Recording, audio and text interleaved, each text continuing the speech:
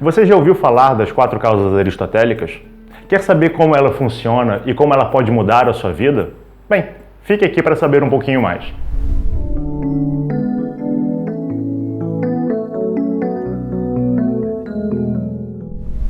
Bem, para a gente começar a entender como funcionam as 4 causas aristotélicas, a gente tem que fazer um disclaimer a respeito do conceito dele de Deus. Não vamos entrar exatamente nesse conceito porque isso é matéria para um outro programa. A ideia de Deus ela está associada a uma causa primária, assim como Platão estabelece a ideia do bem, que tudo surge dessa causa. Aristóteles ele não está preocupado, dentro da sua filosofia mais comum, em abordar essas questões mais transcendentais, mais chamadas de metafísica. Quando ele aborda as 4 causas, ele estabelece que existem 4 grupos de causas que explicam todos os fenômenos que a gente consegue ter acesso. Ele desconsidera essas coisas mais transcendentais para realizar um estudo primário sobre como cada coisa funciona. Parece confuso, parece um quanto complicado, mas vamos começar a focar um pouco mais e entender como essas 4 causas funcionam. As 4 causas são as causas materiais, as causas formais, as causas eficientes e as causas finais. A causa material, como o próprio nome diz, é a matéria do qual aquilo que você vai estudar é feito. A causa formal são as formas com que a matéria se apresentam. A causa eficiente é aquela que vai pegar a causa formal, a causa material na forma da causa formal e dar uma ordem, dar uma sequência lógica, e a causa eficiente é a finalidade desse processo como um todo. Em seu livro Metafísica, Aristóteles nos dá o exemplo da construção de uma cadeira toda feita de madeira. Então, a causa material é madeira, a causa formal são as formas com que a madeira se organiza, o encosto, o banco em si, as 4 pernas. A causa eficiente é o carpinteiro que vai organizar essas peças na forma da cadeira, e a causa final é a finalidade da cadeira. Ela serve para que a gente possa sentar nela. Esse é o exemplo básico que Aristóteles traz para a gente. Entendendo essa fundamentação básica, você pode falar, não, legal. Então, tudo que existe, aparentemente, pode ter 4 causas. E nós podemos buscar essas 4 causas. Legal. Como é que isso funciona para mim?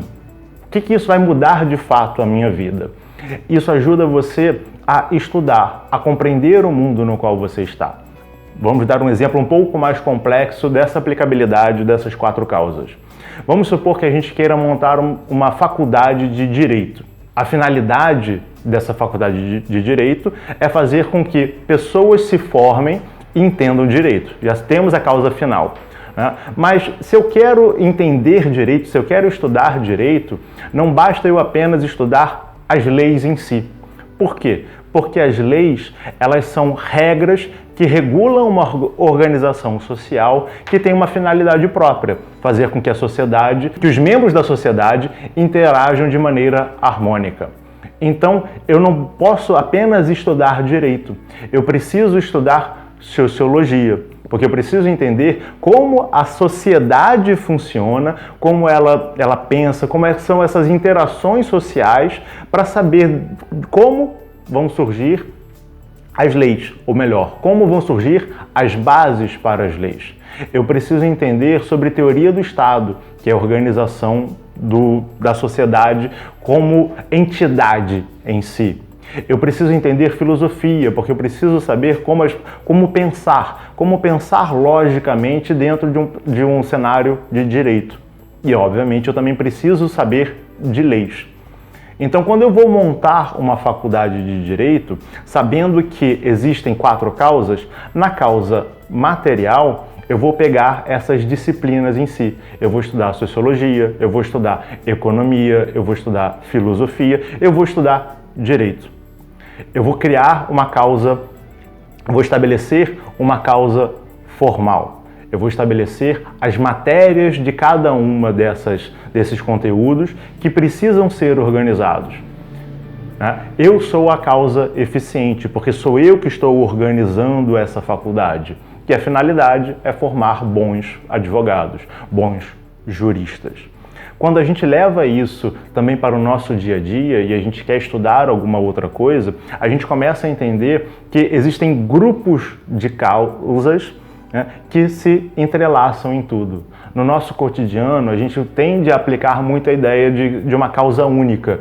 Que todo fenômeno ele é resultante de uma causa única. Isso é verdade. Talvez ele seja resultante de uma causa única de maneira imediata, mas aquela causa única de maneira imediata, ela teve contato com várias outras causas. Então, à medida que eu vou estudando esses grupos de causas, né, dentro dessa modalidade que Aristóteles propõe para a gente consegue ter um panorama um pouco maior da realidade na qual a gente se encontra. E assim a gente se aproxima da verdade, né? Eu não passo mais a estudar as coisas de maneira isolada. Eu não estudo apenas as leis, eu estudo a sociedade, eu estudo política, eu vejo como a sociedade se comporta e a partir daí eu entendo a causa daquela lei. Eu entendo como aquela sociedade quer se organizar para que aquela lei funcione em si.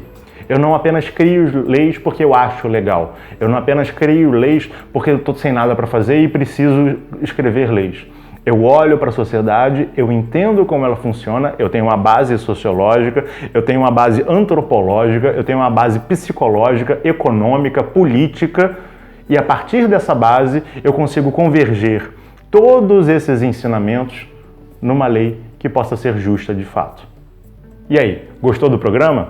Então, se você gostou, se inscreve no canal caso não seja inscrito, dê o seu like, marca o sininho de notificação. E caso você queira estudar um pouco mais e participar de grupos de debate sobre esse tema e sobre outros tantos temas, dá uma olhada em catarse.me/pedra de afiar. Lá você vai conhecer os nossos grupos de estudos, você vai conhecer um pouco mais do nosso trabalho e poderá fazer parte deles também.